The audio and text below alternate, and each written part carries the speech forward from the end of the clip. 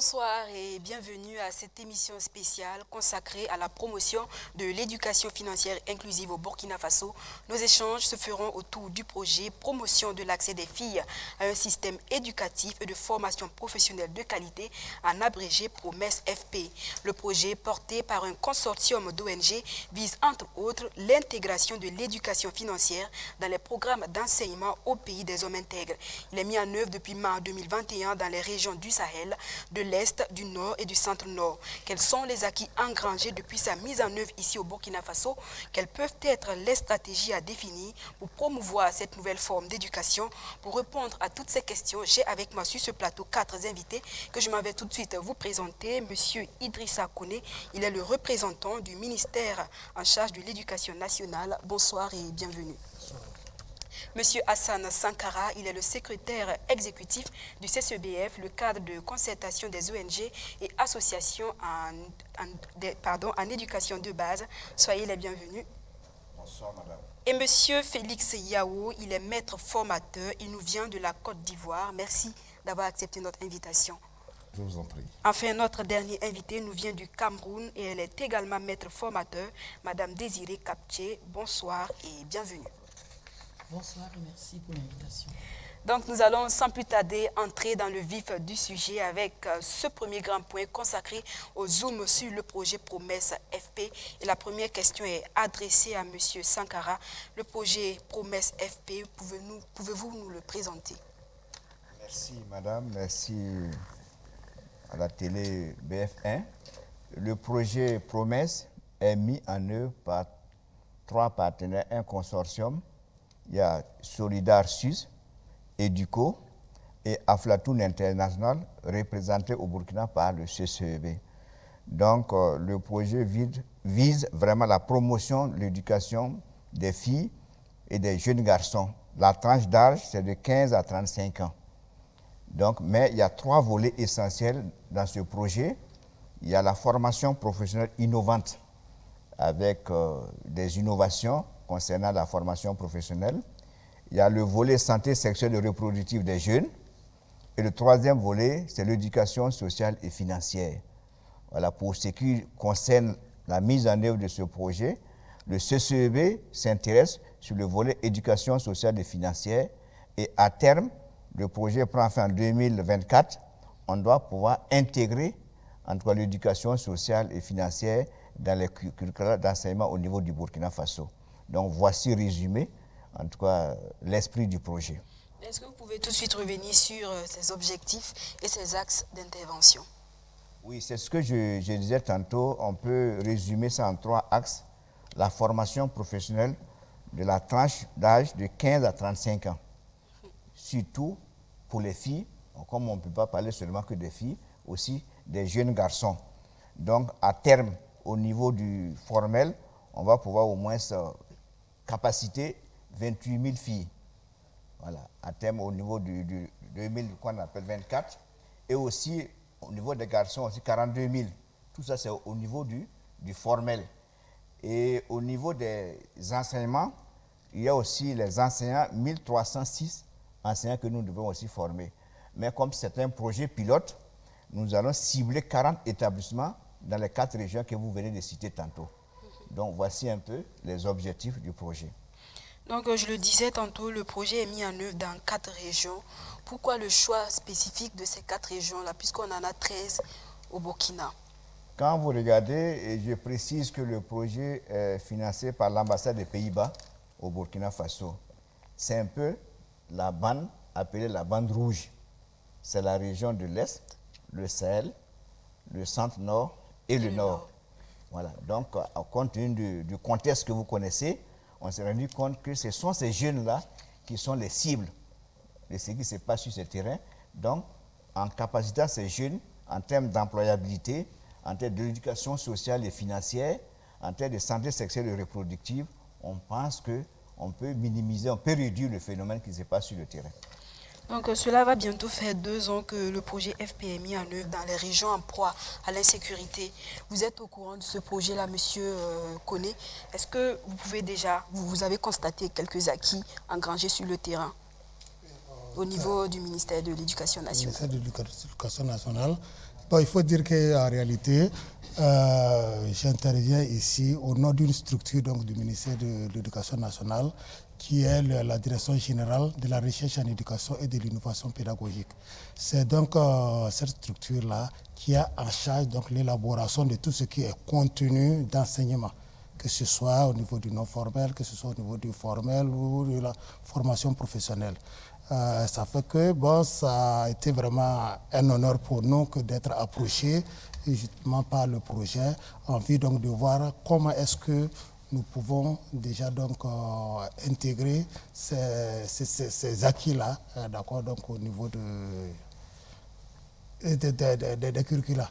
Est-ce que vous pouvez déjà nous citer quelques acquis, si acquis il y en a?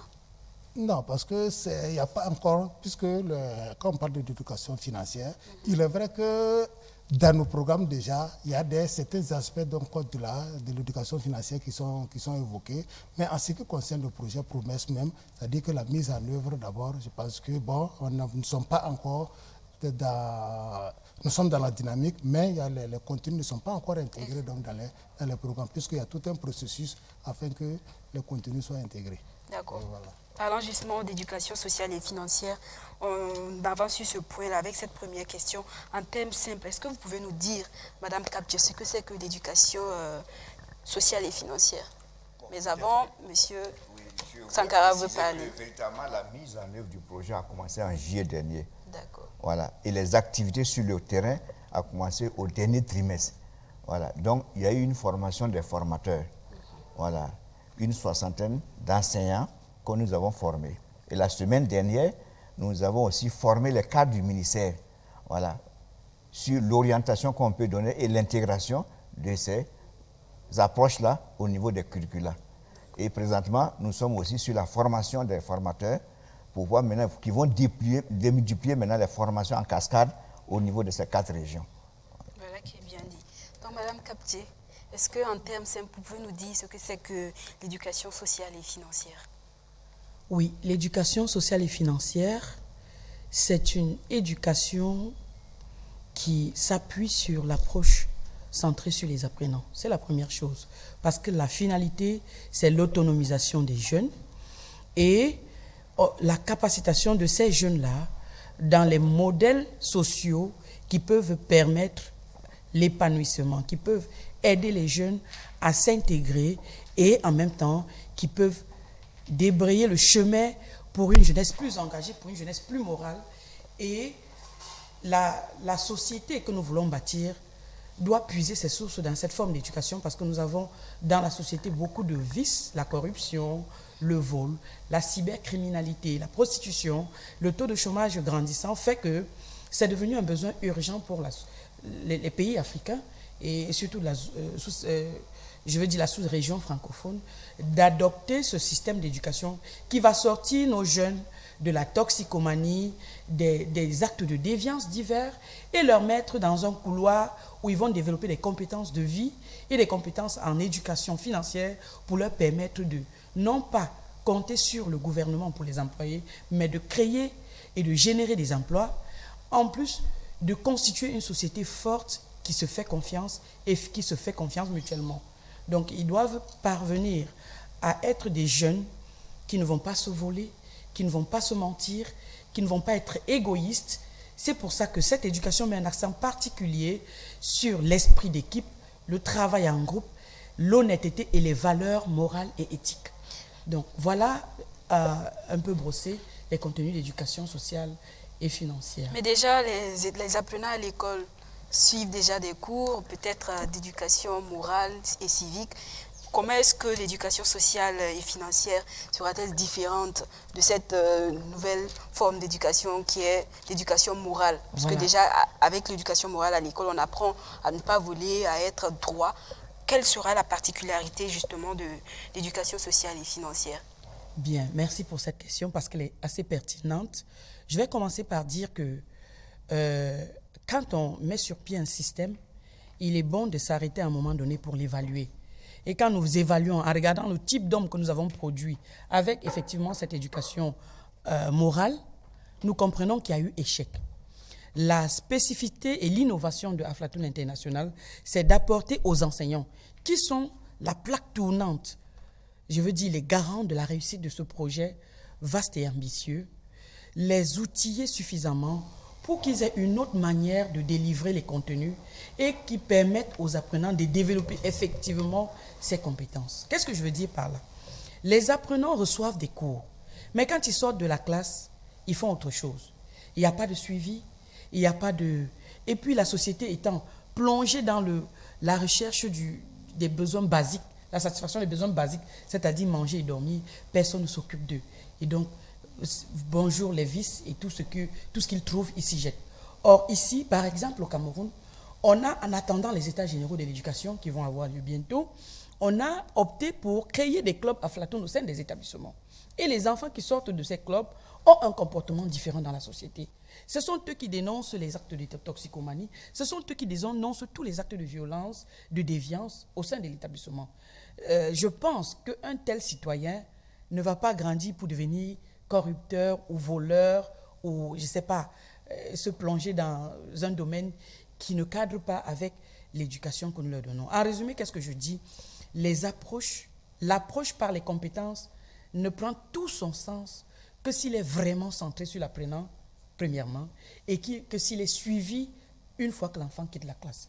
Et c'est ce que Aflatoon apporte aux pays qui sont membres de cette grande famille, parce que Aflatoon est quand même dans environ 110 pays, et c'est une très grande famille, et du coup, l'impact peut être visible. Donc, au regard de ce que vous avez dit, on peut donc dire que l'éducation financière apparaît aujourd'hui comme l'un des piliers essentiels de développement de l'inclusion financière dans le monde. Et les pays de l'UEMOA ont même adopté une stratégie visant à faire sa promotion. Donc, je m'en vais tout de suite m'adresser à vous, Monsieur Yao. Est-ce qu'en Côte d'Ivoire, on peut dire que la stratégie est en marche? Y a-t-il des retombées positives? Bien, merci pour cette question assez intéressante. Il faut dire que l'éducation financière comme offre de connaissances, de changement d'aptitudes et de confiance. Vous savez, il est difficile à un individu de réussir dans la vie s'il n'a pas ce que moi j'appelle les 3 C. Connaissance, compétence et confiance. Nos systèmes éducatifs, on va dire, sous les tropiques, en fait, ne prennent en compte que le volet connaissance. À regarder juste, on va dire, les évaluations en fin d'année, ça ne porte que sur la connaissance, on n'évalue pas de compétences parce qu'on ne donne pas de compétences à nos enfants. Du coup, au sortir, donc, on va dire, du système éducatif, ils ne savent véritablement rien faire de leur dit doigt. Et donc, Aflatoon arrive pour apporter, donc, on va dire, les éléments qu'elle a précités. Donc, je ne vais pas reprendre. En Côte d'Ivoire, il faut dire que, d'abord, le gouvernement a, dans un premier temps, adopté la SRIF, qui est donc la stratégie, la SNIF, qui est la stratégie nationale d'inclusion financière. Oui, c'est gros mot là, ça rime à quoi? Inclusion financière, éducation financière. Ok, éducation financière, nous sommes en train de définir, mais l'inclusion financière, c'est le fait de mettre à la disposition donc, des populations des produits et des services financiers, des moyens de paiement à moindre coût. Ok, donc ces éléments assez sûrs, moindre coût, accessible, etc. C'est tout ça l'inclusion financière. En d'autres termes, l'inclusion financière vous invite par exemple à utiliser que ce soit le mobile, que ce soit donc la carte bancaire, que ce soit l'ouverture d'un compte d'épargne, okay, d'un compte courant, etc., etc. Parce que c'est ça, on va dire, les services financiers qu'on met à votre disposition. Mais si vous n'avez pas l'éducation nécessaire pour utiliser efficacement, on va dire, ces produits, on va passer à côté du coach. D'où l'éducation financière comme élément incontournable pour réussir l'inclusion financière dans les pays. Cela dit, après donc cette stratégie nationale d'inclusion financière qui comprend, on va dire, la question de l'éducation financière, nous a amené vers la mise en place, l'élaboration du programme national d'éducation financière, dont je suis le président. Voilà, donc ce département.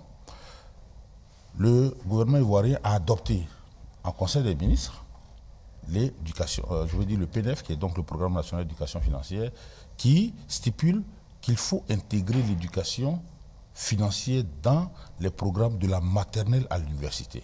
Donc vous voyez, il y a une volonté politique affichée. Oui, j'en venais intégrer ces curricula de la maternelle à l'université. Mais déjà, pour ceux qui sont déjà au niveau secondaire, qui n'ont pas eu les connaissances depuis la maternelle, comment est-ce qu'avec ces élèves-là, on peut arriver à réussir? Puisque Aflatoum vient avec de nouvelles connaissances, de nouvelles approches, alors que les élèves aussi avaient déjà un comportement qui était là. Comment est-ce que Aflatoum, on va arriver à véritablement changer le comportement de ces élèves-là? Monsieur Hassan Sankara vous a donné déjà, la piste, la formation en cascade. La formation en cascade. Oui. Ça veut dire, c'est ce que nous sommes en train de faire ici. On va former donc des bêtes formateurs, qui eux, à leur tour, vont former donc des formateurs. Et ces formateurs qui vont donc, on va dire, former les enseignants, les unités pédagogiques. Voilà. Donc, du coup, on va arroser tout le monde pour que tout le monde soit apte à offrir donc l'éducation sociale et financière, à nos enfants. Et d'ailleurs, vous savez, le tout n'est pas de leur donner donc ces compétences pour enseigner les enfants, mais il faut qu'eux-mêmes, ils puissent améliorer leur qualité de vie financière. C'est à ce prix-là qu'ils seront donc motivés, à accompagner nos enfants. Parce qu'ils vont constater par eux-mêmes que l'éducation financière leur donne des outils pour améliorer leur quotidien. À partir donc, on va dire, des acquis de façon concrète, ça sera beaucoup plus facile pour nous de leur dire, donnons donc cette opportunité aux enfants. Regardez en Côte d'Ivoire, nous avons donc formé les enseignants, campagne de sensibilisation financière pour eux-mêmes d'abord. Alors, quand on est retourné 5 ans plus tard pour aller évaluer, on va dire, les acquis, comme vous le dites, il s'est trouvé donc des personnels du ministère de l'Éducation nationale pour nous dire que grâce à ce que vous nous avez appris, aujourd'hui, moi j'ai pu construire ma maison. Ça, ce sont des cas positifs. Voilà. Et c'est pratique, c'est mesurable.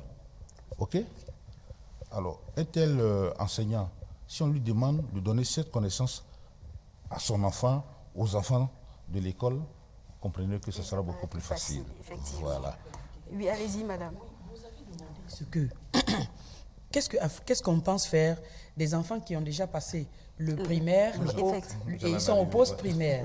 Donc, il y a des contenus, des curricula qui sont écrits en fonction des cycles d'enseignement. À la maternelle, on a Aflatot, un contenu adapté pour la maternelle. Au primaire, il y a Aflatoun, adapté pour le primaire. Il y a Aflatine pour le post-primaire et Aflatine Plus pour le secondaire. Il est maintenant question, comme il a dit, de... Oui, et Aflayout pour le non formel. Voilà autant de curricula que Aflatoun a développé. Regarder seulement le non formel, mais à la vérité, Aflayouf va traiter de la question de l'éducation sociale, financière et l'entrepreneuriat. Voilà. Parce qu'il s'agit ici d'apporter une réponse durable à la question de l'employabilité des jeunes. Donc ces contenus-là accompagnent les jeunes, quel que soit leur niveau. Un enfant qui sort, qui est en terminale, et le programme le trouve, il a la possibilité de faire effectivement Aflayout. Il peut le faire parce qu'il va devenir étudiant. Si on reste dans le canevas normal, ou alors il va sortir et chercher l'emploi. Du coup, il a besoin d'un type de connaissance, un type de compétence et un type d'aptitude pour pouvoir s'insérer. Mais ces curricula-là, ils sont sous quelle forme? Déjà, on a une jeunesse aujourd'hui qui a beaucoup de réseaux sociaux, qui a beaucoup de téléphones. Déjà, comment est-ce que vous comptez le faire s'adapter ces curricula-là? Les curricula sont disponibles en plusieurs langues. Et il y a les versions numériques, il y a des liens pour parvenir au curricula, donc ils sont disponibles. Et ils sont aussi disponibles dans la chaîne formelle, dans la chaîne pédagogique formelle. Donc chaque fois, M. Hassan, il a les curricula.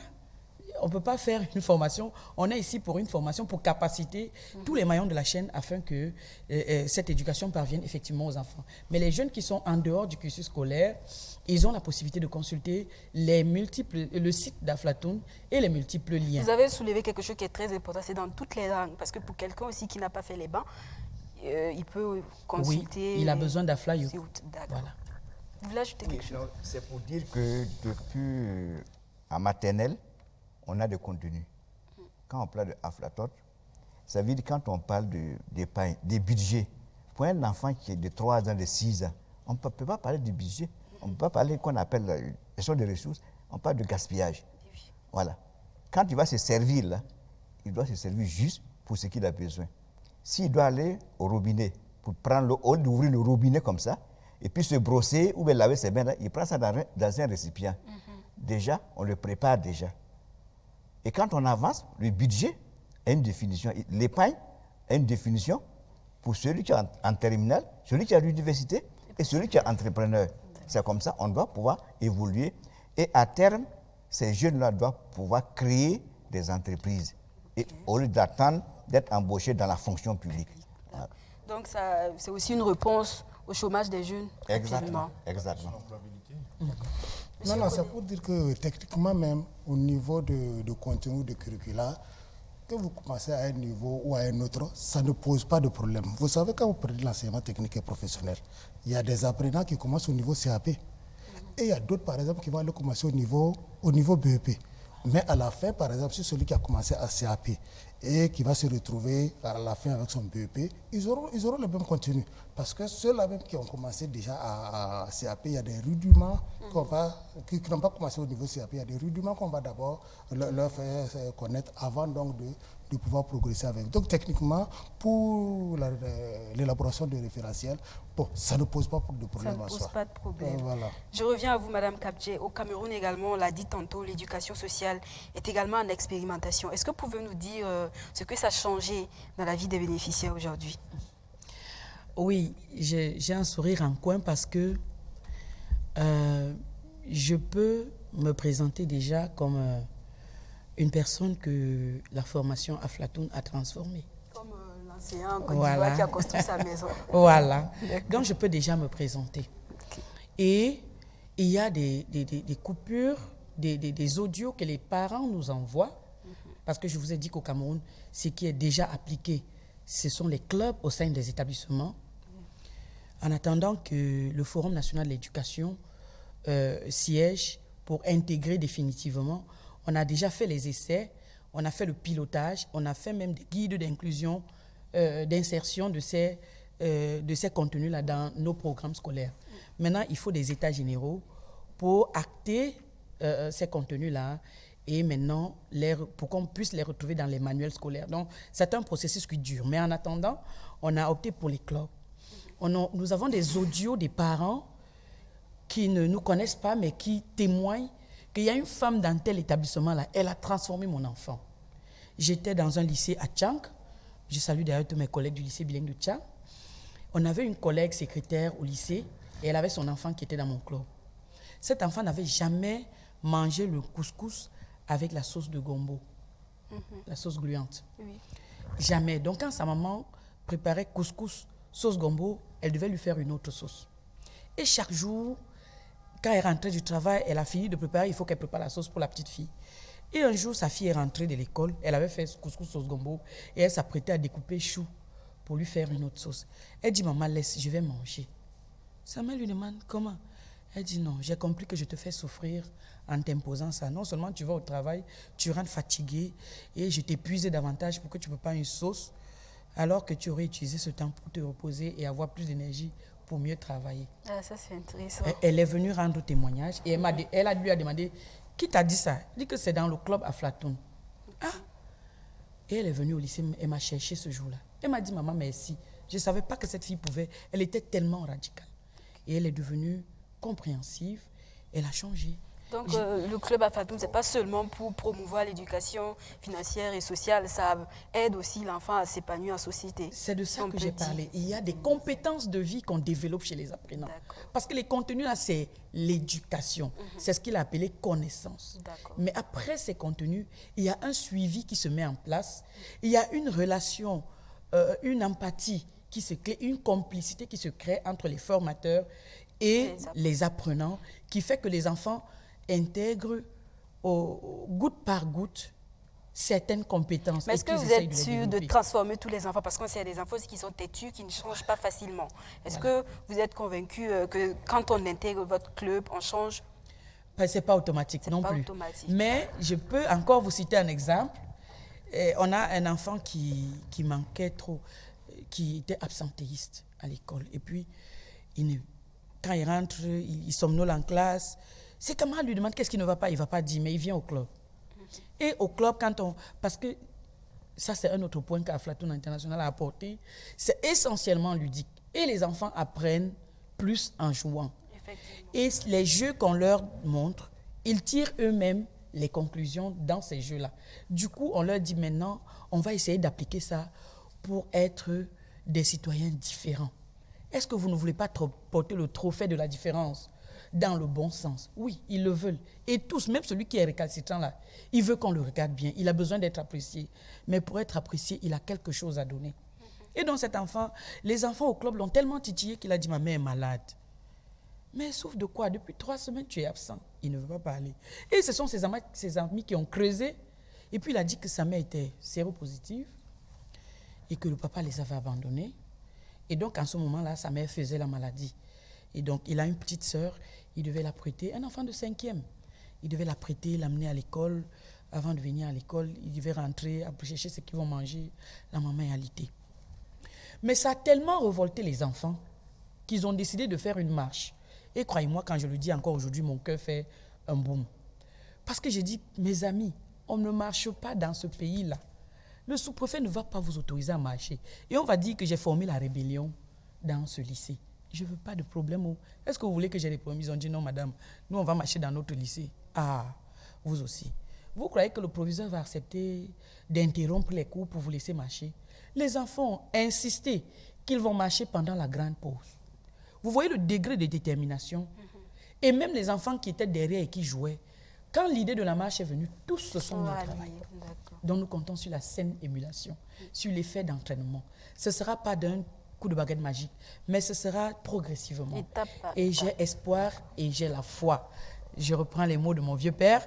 J'ai la foi et je sais que si nous sommes 100, 200, on finira par changer la jeunesse camerounaise.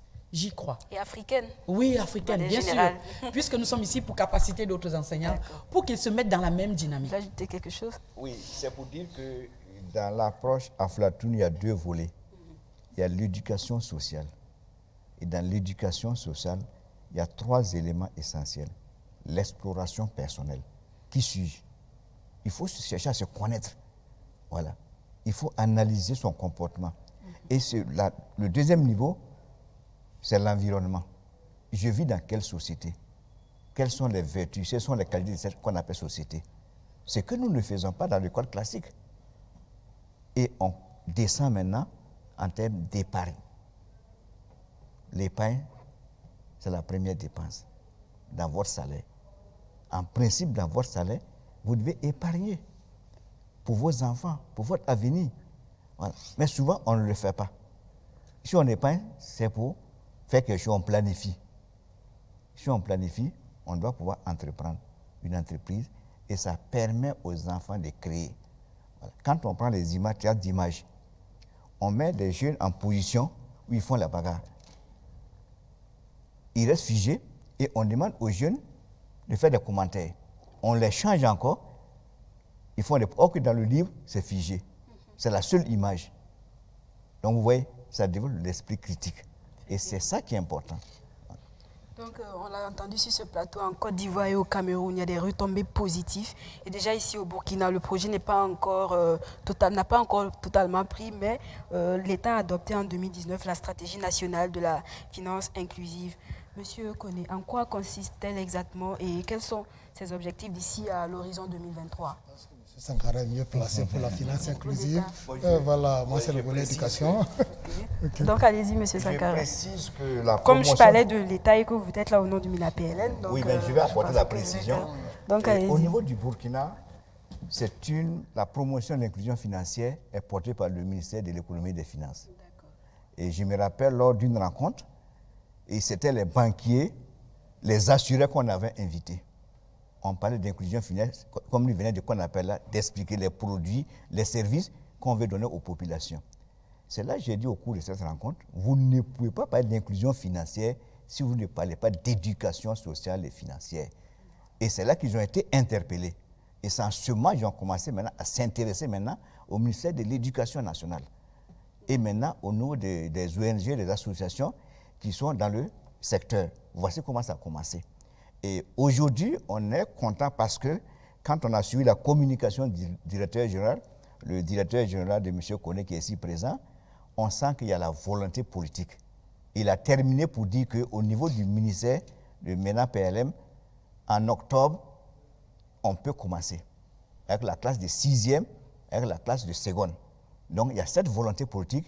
C'est comme si déjà nous avons au moins 50% de l'atteinte de nos objectifs. Mais comme nous sommes dans le plaidoyer, on a mis en place un comité pour pouvoir suivre cette volonté politique qu'on doit traduire ça en changement pratique dans les 40 établissements que nous voulons qu'on appelle la capacité. Mais ces 40 établissements, je rappelle, c'est dans les zones en proie à l'insécurité. Dans les 4 régions. D'accord. Voilà, la zone d'intervention du projet. Et donc vous êtes convaincu que cette nouvelle approche peut être une solution aux problèmes financiers des jeunes en général et en particulier ceux des jeunes filles et des femmes? Bon, monsieur connaît peut-être. Donc, monsieur connaît maintenant après. Oui, quand vous posez sur l'inclusion financière, je ne suis pas financier, je suis pédagogue, donc c'est un peu compliqué. Donc, ce qu'il faut dire, c'est qu'est-ce qui est reproché généralement à notre système éducatif? C'est de former des sortants qui, à la fin, se retrouvent au chômage. Comme sur l'État. Sur l'État. Moi, particulièrement, je suis par exemple de l'enseignement technique. Nous formons des techniciens qui sortent. D'accord. Mais à la fin, qu'est-ce qui se passe? C'est que finalement, quand il sort avec son BEP, son bac professionnel, il cherche encore à faire les concours de la fonction publique. Pour y aller. Normal, ce qui est une perte, parce que quand on prend l'enseignement général vous coûte moins cher. Vous allez payer cher pour faire une formation et vous allez aller encore pour... Alors que s'il y avait cette éducation financière, ça permet à l'enfant de se dire que lui aussi, il est un acteur du développement qui peut créer sa propre entreprise. D'accord, afin donc de booster de sa façon aussi, de participer de sa façon aussi donc à l'économie nationale.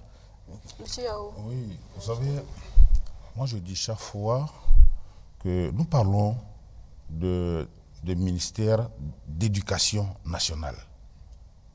On ne parle pas de ministère d'instruction nationale. Voilà. Parce que l'éducation, par définition, doit pouvoir transformer l'individu. Positivement, je veux dire. Or, qu'est-ce que nos systèmes éducatifs apportent comme valeur à nos jeunes dès lors où les systèmes éducatifs, je m'excuse, me ressemblent un peu à des maisons qui forment des futurs chômeurs. Parce que très souvent, aujourd'hui, les contenus ne sont plus adaptés, voilà, je veux dire, à l'environnement, aux réalités du moment. Regardez, dans un contexte où les gens sont en train de parler d'intelligence artificielle, allez regarder nos programmes, les contenus.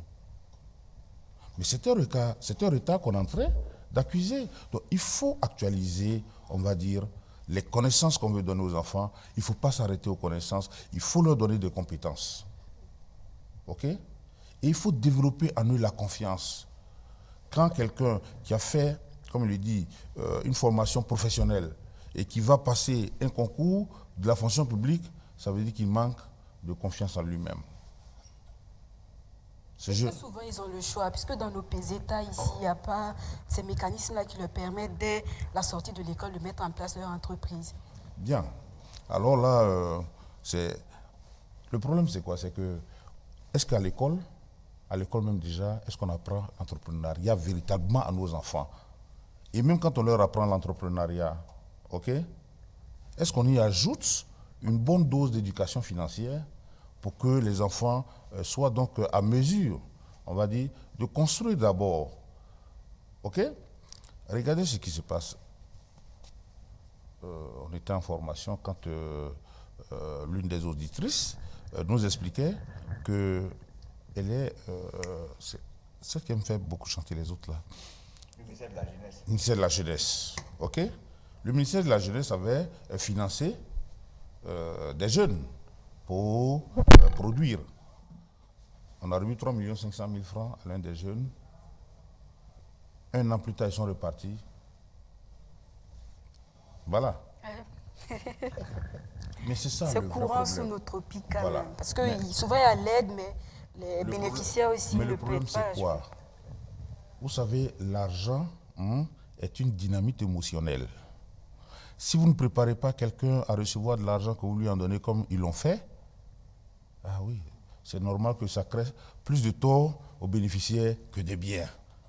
Donc l'argent, ça s'apprend. L'épargne, ça s'apprend. Tu veux être chef d'entreprise et tu ne sais même pas gérer toi-même, on va dire ta finance personnelle. Mais avant d'imputer la faute à l'État, est-ce que cela ne devait pas commencer aussi dans les cellules familiales?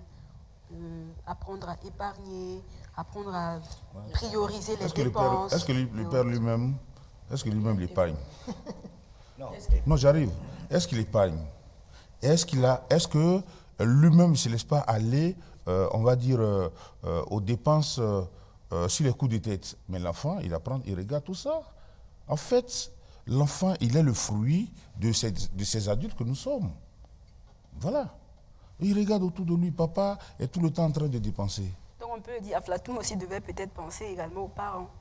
Non, si, il y a un programme, il y a un programme que nous sommes en train de finaliser, on va dire, et curriculum pour les parents. Ça fait partie de la stratégie 2022-2025 à Aflatoon. Okay? Parce que nous estimons que la cellule familiale est d'abord et avant tout le point de départ. L'école vient ajouter. OK? Mais nous, parents, aujourd'hui, il faut le dire, nous avons, on va dire, abandonné nos responsabilités. Nous ne sommes plus aux côtés de nos enfants. Or, nos enfants sont dans un nouvel environnement. On parle, aujourd'hui, je vais dire du digital. Quand elle citait les mots dont souffre notre jeunesse, elle a parlé de prostitution. Mais la prostitution même s'est déplacée en ligne. On parle aujourd'hui de cyberprostitution. Combien de parents savent ce que c'est que la cyberprostitution? Voilà. Donc, nous pensons que chez nous à Aflatoon, et d'ailleurs, ça vous a pas fait think de voir pourquoi on associe l'éducation financière à l'éducation sociale. C'est parce que nous estimons que les questions d'argent sont des questions très importantes, très sérieuses. Et donc, avant même d'aborder la question financière, il faut donner donc, du contenu, il faut enseigner l'enfant aux valeurs, comme elle a dit, aux valeurs éthiques, ok, pour que l'enfant, lorsqu'il va aborder les questions financières, qu'il soit capable de prendre des décisions financières, on va dire, en toute connaissance de cause, voilà, qu'il sache, par exemple, faire la différence entre ses envies, ses besoins, et qu'il apprenne à établir des priorités. Des priorités, c'est important. Vous voulez ajouter quelque chose? La cellule familiale. On va parler de la cellule familiale. C'est vrai, bon, et combien de parents même épargnent pour l'étude de leurs enfants, dans leur salaire? C'est comme nous on appelle la formule 20, 30, 50. Ça veut dire les 20 là, c'est pour l'étude de ses enfants. C'est pour 15 ans, c'est pour 20 ans. Mais combien de parents le font? Donc, il faut cette formation même au niveau des parents. C'est pour ça. Je disais, Aflatoon doit penser aux parents également. Exactement, c'est pour ça. Nous, on met l'accent sur la formation des enseignants. Okay. Voilà. Si les enseignants sont capacités, ils sont acquis à notre cause. Et la mise en œuvre, je parle au niveau du CCEB. Il y a un collègue, depuis le mois de novembre, il a suivi 2-3 formations. Il est venu me dire le même matin que, bon, franchement, lui ne veut plus être salarié il veut entreprendre. Hein? Et il a déposé sa demande de démission. Et je l'ai encouragé. Voilà. Il est devenu prestataire maintenant au niveau du CCEV. Voilà. Donc, parce il fait de l'entrepreneuriat. Maintenant, il est allé dans l'entrepreneuriat. Oui. Voilà. Donc, c'est pour dire que c'est vraiment important. Mais je voudrais qu'on revienne rapidement sur la question de l'intégration. Sur la question de l'intégration. Alors, voilà, effectivement, sur le point, voilà. Je voudrais intervenir pour dire que... Parce qu'on n'a pas assez de temps. Ouais, pour dire que quand elle dit... Mais quand elle dit qu'il y a déjà, par exemple, des clubs, chez nous aussi, il y a des clubs, on les appelle aflatines. Donc on attend ça également au Burkina bientôt. Oui, il y aura des clubs ici, ça fait partie du processus. Mais dès lors où vous mettez un club, aflatoun ou aflatine, on va dire dans un établissement, mais l'intégration a commencé. Parce que là, l'éducation sociale et financière vient de rentrer dans l'école. Donc après, il faut chercher la voie pour que ça rentre dans la classe. Voilà, c'est ça en fait. Et quand ça doit rentrer dans la classe, il y a deux voies. Vous avez l'infusion ou vous avez la discipline. L'infusion, c'est quoi? C'est de rechercher donc des disciplines existantes qui vont accueillir, on va dire, les contenus d'éducation sociale et financière. C'est ça l'infusion. Et je pense que à l'issue des travaux et pendant les travaux, on a pu voir déjà l'orientation au Burkina qui va vers donc l'infusion. C'est-à-dire qu'il y a déjà des matières qui existent, que ce soit l'entrepreneuriat, que ce soit gestion, comptabilité et autres. Donc tout ceci fait partie des mécanismes à mettre en place, puisque j'en venais également pour poser la question à savoir quels peuvent être les mécanismes à mettre en place pour que la mayonnaise prenne comme au Cameroun. C'est ce que nous sommes en train de faire. Je termine. C'est ce que nous sommes en train de faire. Hein. Nous sommes dans une dynamique, de regarder donc, on a regardé au cours de l'atelier les forces et les faiblesses de chaque mode d'intégration.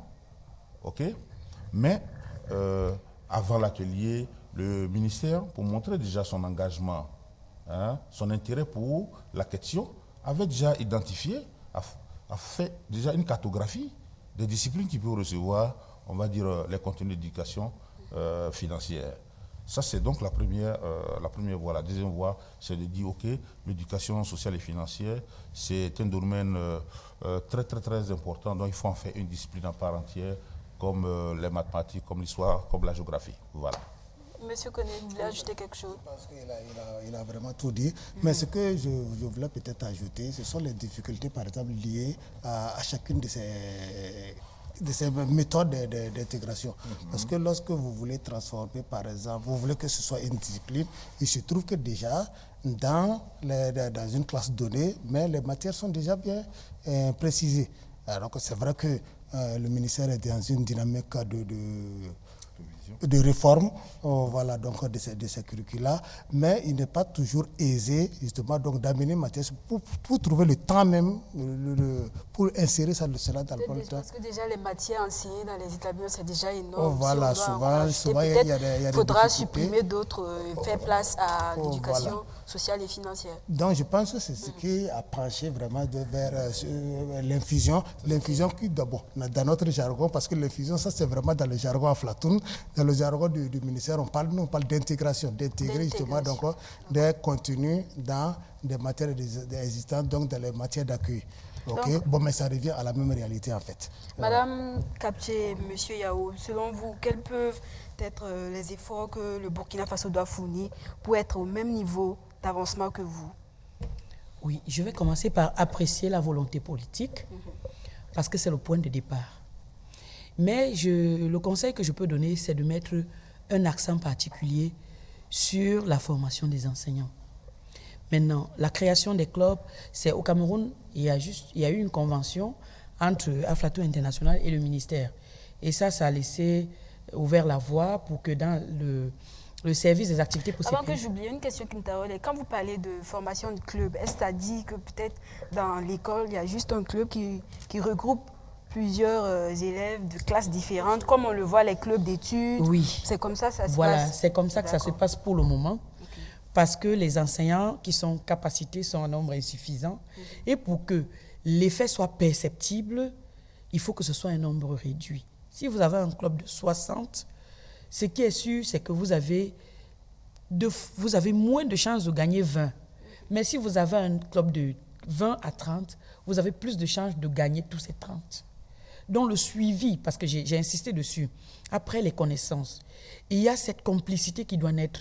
Et c'est un groupe fort que vous voulez former parce que ces enfants doivent répercuter dans leur comportement dans la famille. Je demandais la parole tout à l'heure pour dire que on ne peut bien, on dit même la plus belle femme du monde ne peut donner que ce qu'elle a. Et donc on ne peut bien donner que ce qu'on a reçu. Les parents n'y voient que du feu parce qu'eux aussi, ils n'ont rien reçu. Ils ont des curricula, que les gouvernements m'excusent, qui datent de l'époque coloniale. Et donc, il est urgent qu'il y ait des états généraux. Ça, c'est vrai. Mais en attendant, quand les parents voient le changement de comportement chez leurs enfants, ils sont intéressés et ils voudraient que leurs enfants, que les autres enfants fassent ce club-là. Ça commence là. Créer la motivation, susciter chez le parent l'envie de voir son enfant faire différemment que lui. Parce qu'il est conscient qu'il a échoué quelque part. Voilà. Il a échoué quelque part. Personne n'aimerait voir son fils ou sa fille échouer. Quand on sort de l'enseignement technique professionnel, vous savez ce qui manque? Généralement, ils peuvent même avoir de bonnes idées, mais ils n'ont pas de capital départ. Oui, voilà. Et quand vous approchez vers une banque, on vous dit contribution personnelle 15%. Et où est-ce qu'ils trouvent les 15%? C'est pour ça qu'à partir de l'école, il doit développer le réflexe d'épargne. C'est important. Et maintenant, s'il décide d'épargner en club et qu'il y a quelqu'un qui n'a pas vraiment compris l'éthique du groupe, l'esprit du groupe, et qui subtilise les fonds des enfants, ça va démotiver complètement. Et c'est pour ça qu'il n'y a pas d'éducation financière sans éducation sociale. Et c'est les deux combinés qui aboutiront à l'éducation à l'entrepreneuriat. Donc voilà ce que je peux ajouter. On va monter au niveau macro. Au niveau macro, puisque j'ai eu la chance de participer étape par étape au processus d'élaboration du programme national d'éducation financière en Côte d'Ivoire.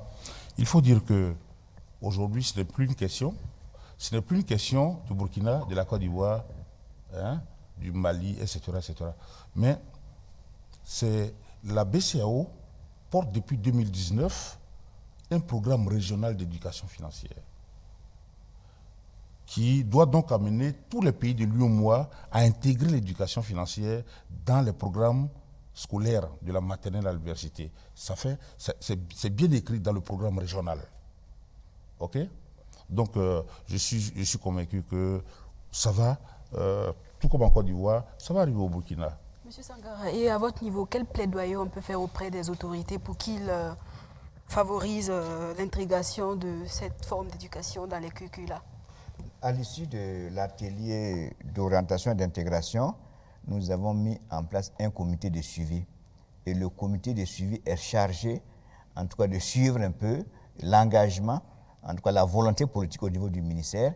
Et nous allons continuer aussi à accompagner le ministère dans la formation des enseignants. Est-ce que vous êtes convaincu qu'au niveau de ce comité, l'engagement, est-ce que les membres du comité sont... parce qu'une chose est de décider quelque chose et après aussi sa mise en œuvre. Et c'est à l'issue d'une formation de 5 jours, et c'est le 5e jour qu'on a mis en place ces membres du comité. Et il y a des ministères, il y a des organisations, il y a des ONG nationales, il y a des ONG internationales. Voilà, c'est comme je le dis, c'est un financement de l'ambassade des Pays-Bas qui prend fin en 2024. Nous, c'est vraiment un processus. Et on sent qu'il y a cette volonté politique au niveau du ministère. Voilà. Même s'il y a des changements souvent institutionnels, en tout cas, nous, on va maintenir en tout cas, notre dispositif de suivi et d'interpellation au niveau des autorités pour pouvoir aboutir, comme on a la chance que c'est une directive au niveau de la sous-région, pour ne pas dire mondiale, bon, on a des arguments sur lui pour faire en tout cas le plaidoyer auprès des autorités. Et vous, quel plaidoyer vous pouvez faire pour que ça soit une réalité également au Burkina ici? La cible.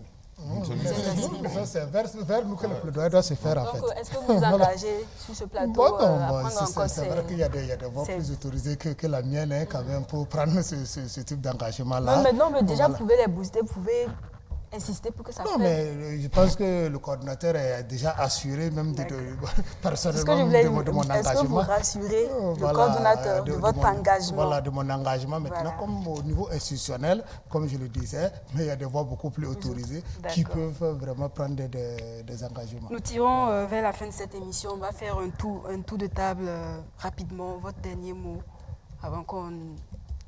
C'est de remercier qu'on appelle l'ambassade des Pays-Bas et les membres du consortium Solidar Sus Educo Aflatoon International représenté au Burkina par le CCEB par rapport à cet accompagnement. Mais c'est comme on le dit, quand on veut atteindre des changements, en tout cas, il faut continuer. S'il y a d'autres partenaires qui peuvent, qu'on appelle, nous accompagner pour vraiment atteindre notre objectif à terme, en tout cas l'intégration, en tout cas dans le curricula au niveau du Burkina Faso, pour qu'on ait des enfants responsables au niveau du Burkina. Votre dernier mot, Madame Kaptié. Oui, et je vais terminer déjà en encourageant le gouvernement burkinabé pour tous les efforts qu'ils sont en train de faire, qu'ils tiennent bon. Et je sais compter sur Hassan et sur les formateurs maîtres que nous sommes en train de former en ce moment pour pouvoir dupliquer la formation. Mon souhait, c'est que ça puisse atteindre les vraies cibles. En entreprise, on parle de clients. Nos vrais clients, là, c'est les élèves. Donc, je souhaite bon vent au Burkina Faso et que je me rends disponible au cas où ils auraient besoin de moi pour les aider dans ce chemin. C'est un chemin un peu lent et lourd, mais on est ensemble. Ils peuvent compter sur moi. Et vous, Monsieur Yao? D'accord. Je voudrais, pour ce qui me concerne, dire que l'éducation financière est devenue aujourd'hui un outil incontournable dans la lutte contre la pauvreté. Et c'est un puissant outil également pour apporter une réponse durable à la question de l'employabilité. Vous comprenez qu'au regard des enjeux, il est donc important pour tous les États de mettre le focus sur l'éducation sociale et financière. Je reste convaincu, pour ce que j'ai eu l'occasion d'entendre lors donc, de l'atelier d'orientation, venant donc des responsables, oui, je suis convaincu que le Burkina est sur la bonne voie et nous ne pouvons qu'exhorter, on va dire les décideurs à accompagner véritablement le processus. Quant à nous, à Aflatoon, on sera là pour appuyer donc, je veux dire, le processus. Voilà. Monsieur Koné. Ok, merci. Moi, c'est tout juste pour dire que l'éducation sociale et financière pourrait être vraiment la bienvenue dans notre système éducatif. Cela va permettre justement d'éviter certains écueils que l'on connaît, que j'ai déjà cité, je ne reviendrai plus dessus, d'accord, dans notre système, de sorte que nos apprenants aient beaucoup plus confiance en eux, d'accord, aient aussi beaucoup plus cet esprit d'entrepreneuriat, parce qu'il ne suffit pas seulement qu'on vous donne les éléments, qu'on vous dit telle structure ou telle structure peut vous financer. Si vous voulez, ou bien voici le processus pour créer une entreprise, il faut encore qu'il y ait même vraiment de la volonté de votre part, cette volonté d'épargne, comme Félicien aime à le dire, vraiment pour pouvoir parvenir à réaliser donc ces projets. Bon, ça pourrait être la bienvenue si ça va à son terme. Voilà, merci à vous tous d'être passés sur ce plateau. On retiendra que l'éducation financière apparaît aujourd'hui comme l'un des piliers essentiels de développement de l'inclusion financière dans le monde. On a eu des exemples concrets sur ce plateau pour tous ceux qui nous ont suivis. Nous espérons que vous avez pris bonne note et on espère également que nos autorités nous ont suivis et ils ont accéléré la machine pour que la mayonnaise prenne également au Burkina Faso, comme en Côte d'Ivoire et au Cameroun. Voilà, mesdames, messieurs, merci de nous avoir suivis. Je rappelle que je recevais pour vous monsieur Idrissa Koné. Il était là en tant que le représentant du MENA-PLN. Monsieur Hassan Sankara, il est le secrétaire exécutif du CCBF, le cadre de concertation des ONG et associations en éducation de base. Monsieur Félix Yao, il est maître formateur et nous venait de la Côte d'Ivoire. Et madame Désiré Kaptié, qui nous vient du Cameroun, est également maître formateur. Voilà, on s'arrête là pour aujourd'hui. Merci encore de nous avoir suivis. J'espère vous retrouver très bientôt sur BF1 pour d'autres actualités et avec d'autres thématiques. Bonsoir.